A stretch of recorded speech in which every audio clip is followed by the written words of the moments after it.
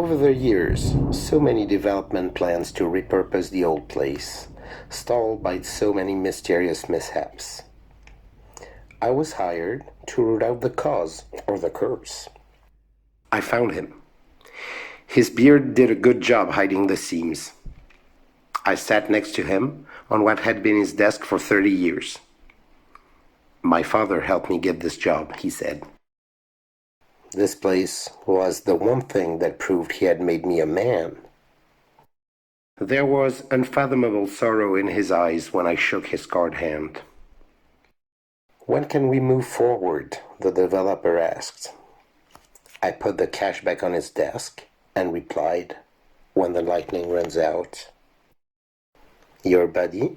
I said.